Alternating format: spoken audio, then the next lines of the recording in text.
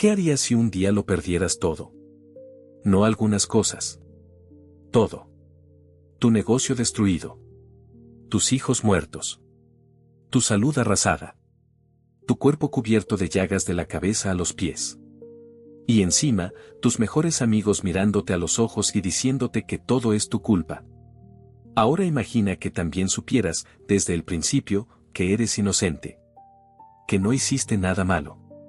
Que eres, de hecho, el hombre más justo de toda la tierra. Eso es el libro de Job. Y hay algo todavía más perturbador que el sufrimiento de Job. Algo que el texto revela en las primeras páginas y que cambia completamente la manera en que lees el resto. Antes de que Job perdiera todo, hubo una conversación en el cielo. Una conversación entre Dios y Satanás. Job no estaba invitado. Hoy vamos a abrir el libro más incómodo de la Biblia. El libro que hace las preguntas que los religiosos prefieren no hacer.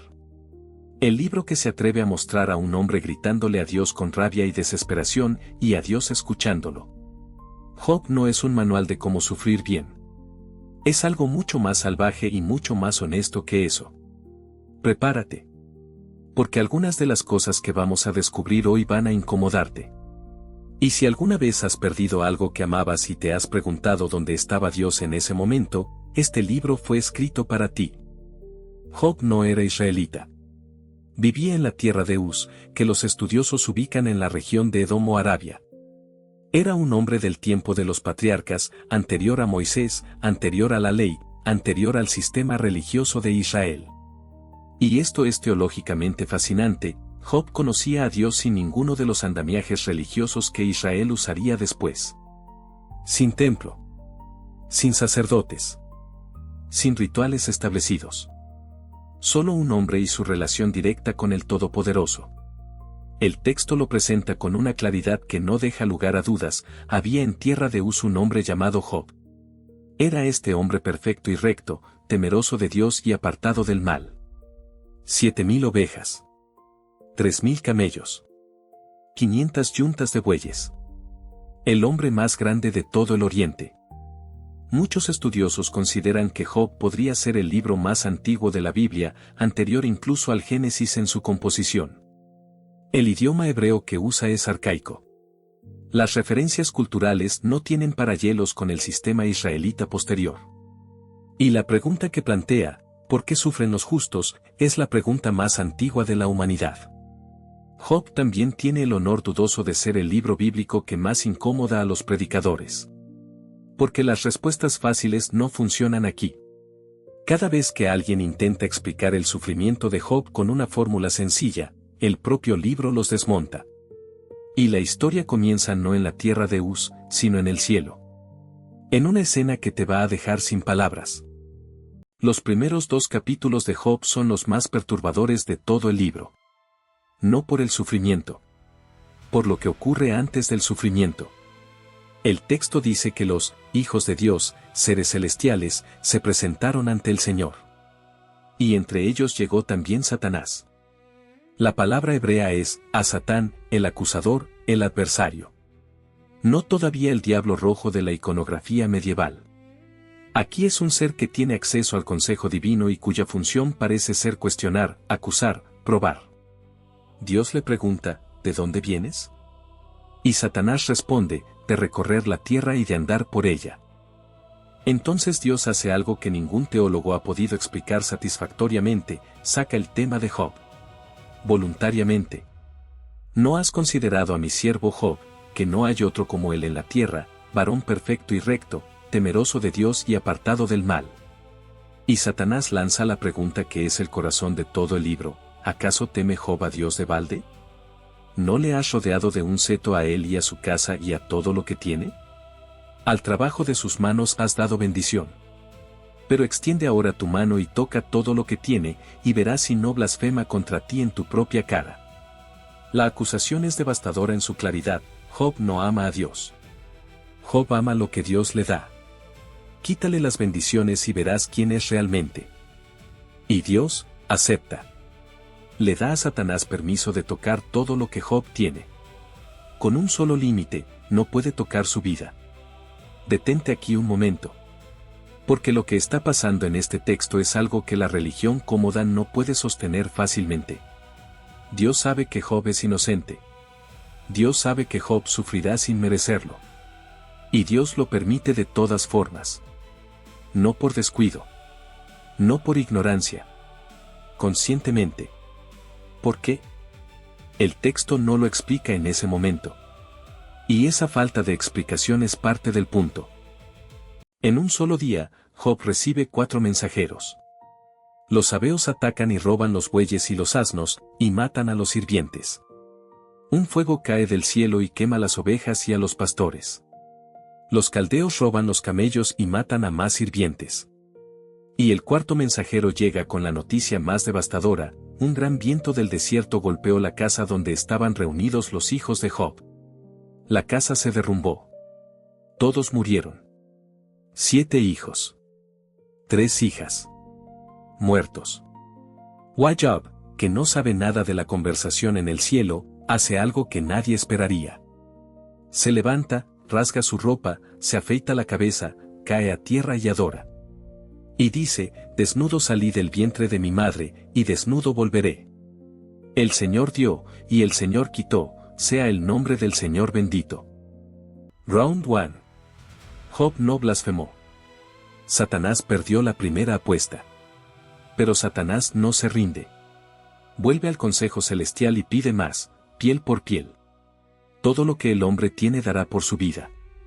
Pero extiende tu mano y toca su hueso y su carne, y verás si no blasfema contra ti en tu propia cara. Y Dios vuelve a aceptar. Con un nuevo límite, no puede quitarle la vida. Job es golpeado con una sarna maligna desde la planta del pie hasta la coronilla. Se sienta en un muladar, un basurero, el lugar más degradado de la ciudad antigua, y rasca sus llagas con un pedazo de cerámica rota. Su esposa, que ha perdido todo también, le dice: ¿todavía retienes tu integridad? Maldice a Dios y muérete. Y Job le responde: ¿recibiremos el bien de Dios, y el mal no lo recibiremos? Round 2. Job no pecó con sus labios. Pero lo que viene después es mucho más complicado. Cuando 3 de los amigos de Job, Elifaz, Bildad y Zofar, se enteran de lo que le ha pasado, viajan para acompañarlo. Y lo primero que hacen merece todo el respeto del mundo: se sientan en el suelo junto a él y no dicen nada durante 7 días y 7 noches. 7 días de silencio. Porque el dolor era demasiado grande para las palabras. Eso es sabiduría pura. Y es lo mejor que harán en todo el libro. Porque cuando abren la boca, lo arruinan todo. Sus discursos, que ocupan la mayor parte del libro, tienen una lógica interna perfectamente razonable. Y completamente equivocada. El argumento es siempre el mismo, expresado de distintas maneras: Dios es justo. Los justos prosperan. Los malvados sufren. Job está sufriendo. Por lo tanto, Job hizo algo malo. Confiesa y sé restaurado. Elifaz es el más suave, recuerda, quien, siendo inocente, ha perecido. Bildad es más directo: si tus hijos pecaron contra él, él los entregó a su transgresión. Zofar es el más brutal: ¿no te hace saber esto que hay menos de lo que mereces? Y Job les responde. Una y otra vez. Con una honestidad que hace incómoda la lectura. Job no acepta la acusación. Job sabe que es inocente. Y esa certeza lo lleva a algo que ningún libro religioso convencional permitiría: Job le habla directamente a Dios con rabia. ¿Por qué me has puesto por blanco tuyo? ¿Por qué escondes tu rostro y me tienes por enemigo tuyo? Ojalá supiera dónde encontrarle, que llegara a su silla. Yo expondría mi causa ante él y llenaría mi boca de argumentos. Job quiere llevar a Dios a juicio. Job quiere respuestas. No consuelo. No explicaciones religiosas. Respuestas reales. Y en medio de su oscuridad más profunda, Job dice algo que ha consolado a millones de personas durante 3000 años, una frase que brilla como oro en medio de las cenizas: yo sé que mi Redentor vive, y al fin se levantará sobre el polvo. Y después de deshecha esta mi piel, en mi carne he de ver a Dios. En el fondo del pozo más oscuro de su vida, Job afirma la resurrección. No porque tenga evidencias. No porque se sienta bien, sino porque algo en lo más profundo de su ser sabe que esta historia no puede terminar así. Después de Elifaz, Bildad y Zofar habla un cuarto personaje, Eliú, el más joven. Había esperado en silencio porque respetaba la edad de los otros. Pero al ver que nadie convencía a nadie, interviene. Su argumento es diferente y más sofisticado: el sufrimiento puede ser disciplina divina, no solo castigo. Dios habla a través del dolor para transformar, no solo para sancionar. Eliú es más cercano a la verdad. Pero aún así no llega al fondo. Porque entonces Dios mismo decide hablar. Dios responde a Job desde un torbellino. No desde el silencio. No desde la calma. Desde la tormenta misma. Y lo primero que hace no es dar explicaciones. Lo primero que hace es preguntar. 4 capítulos de preguntas. Pregunta tras pregunta, cada una más devastadora que la anterior. No son preguntas crueles. Son preguntas que muestran la escala incomprensible de la realidad que Job no puede ver desde su muladar. ¿Dónde estabas tú cuando puse los fundamentos de la tierra? ¿Quién decidió sus medidas? ¿Sobre qué están afirmadas sus bases? ¿Has entrado tú en los manantiales del mar? ¿Has caminado escudriñando el abismo? ¿Dónde está el camino a la habitación de la luz? ¿Y dónde está el lugar de las tinieblas? ¿Has penetrado tú en los tesoros de la nieve? ¿Has visto los tesoros del granizo? ¿Podrás atar las cadenas de las Pléyades o desatar las ligaduras del Orión? Cada pregunta agranda el abismo entre lo que Job sabe y lo que existe. El universo, que Job ni siquiera puede ver en su totalidad, funciona con una complejidad que ninguna mente humana puede abarcar. Y este Dios que diseñó las constelaciones, que puso los cimientos del mar, que enseña al águila a volar y al león a cazar, este Dios está al tanto de Job. No es que Dios no sepa lo que pasa en la tierra de Uz.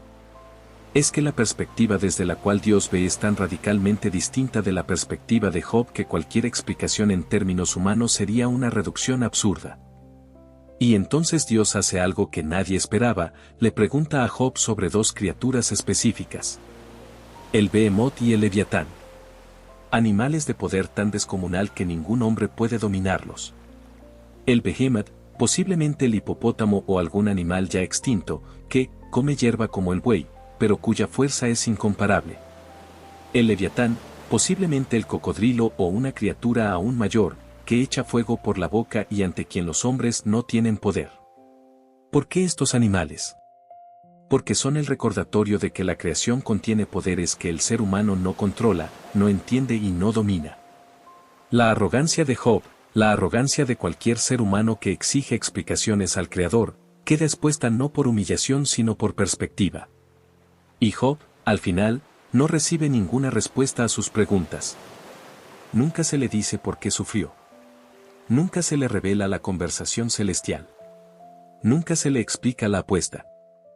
Lo que recibe es algo diferente. Algo más grande. Recibe a Dios mismo. De oídas te había oído, dice Job. Pero ahora mis ojos te ven. El sufrimiento no le dio respuestas. Le dio un encuentro. Y ese encuentro fue suficiente.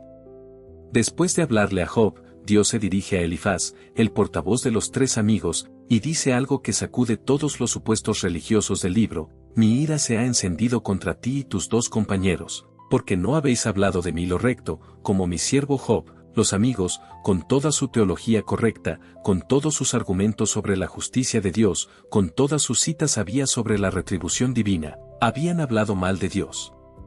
Job, que le había gritado a Dios, que lo había acusado, que había exigido respuestas, había hablado lo recto. ¿Cómo es posible esto? Porque los amigos de Job usaron la teología como un arma para silenciar el dolor. Convirtieron las verdades sobre Dios en un sistema que explicaba y justificaba el sufrimiento ajeno sin ensuciarse las manos. Hablaron sobre Dios desde la distancia cómoda de quien no está en el muladar. Job, en cambio, habló con Dios. Le gritó. Le cuestionó. Le exigió. Y en ese grito había una fe más profunda que en todos los discursos pulidos de sus amigos, la fe de alguien que sabe que Dios existe y que merece la honestidad de su dolor. Los amigos deben ofrecer sacrificios y pedir que Job ore por ellos. Y Job, el hombre que acaba de recibir el peor año de su vida por culpa del cielo, intercede por ellos. Y entonces Dios restaura a Job. Le da el doble de todo lo que tenía. Nuevos hijos. Nueva prosperidad. Nueva salud. Y sus hermanos y conocidos vienen y lo consuelan de todo el mal que el Señor había traído sobre él. Nótalo, el texto dice que fue el Señor quien trajo el mal. No lo niega. No lo suaviza. La soberanía divina sobre el sufrimiento queda afirmada hasta el final. El libro de Job es el antídoto más poderoso contra dos venenos que contaminan la fe. El primero es la teología de la prosperidad. La idea de que si obedeces a Dios, serás bendecido materialmente. Que el sufrimiento siempre es consecuencia del pecado. Que si tienes fe suficiente, estarás protegido del dolor. Job destruye ese sistema en 42 capítulos. Job era el hombre más justo de la tierra. Y sufrió más que nadie. El segundo veneno es el ateísmo del dolor. La idea de que si Dios existiera y fuera bueno, no permitiría el sufrimiento. Que el dolor es la prueba definitiva de que no hay nadie ahí arriba. Job también destruye eso. Porque Job sufre más que nadie, grita más que nadie, duda más que nadie, y al final encuentra más a Dios que nadie. El libro de Job no responde la pregunta de por qué sufren los inocentes. Y eso es parte del punto. Algunas preguntas no tienen respuesta humana. Pero sí tienen presencia divina. La gran revelación de Job no es una doctrina. Es una experiencia. De oídas te había oído. Pero ahora mis ojos te ven. El sufrimiento no le explicó a Dios. Le llevó a Dios. Y hay algo más que el libro esconde hasta el final. Dios dijo que Job habló lo recto. ¿Qué dijo Job que fue recto? Entre otras cosas, esto, yo sé que mi Redentor vive. En el fondo del dolor más absoluto, Job afirmó que alguien vendría a rescatarlo. Alguien que se levantaría sobre el polvo. Siglos después, un hombre nació en Belén. Y su ministerio comenzó con las palabras de Isaías: el Señor me ha enviado a sanar a los quebrantados de corazón. El Redentor que Job vio desde lejos, nosotros lo conocemos por nombre. Si estás viendo este video y estás en un momento oscuro, si has perdido algo que amabas, si le has gritado a Dios, si te has preguntado si alguien ahí arriba realmente te escucha, quiero que sepas algo: Job no fue castigado por gritar. Job fue honrado por hacerlo. Hay una fe que le habla a Dios desde la distancia segura y cómoda, con palabras cuidadas y silencios calculados.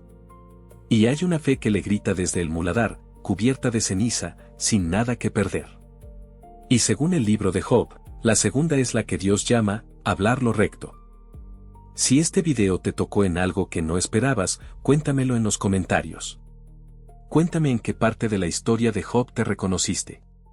Y si nunca te has suscrito a este canal, este es el momento.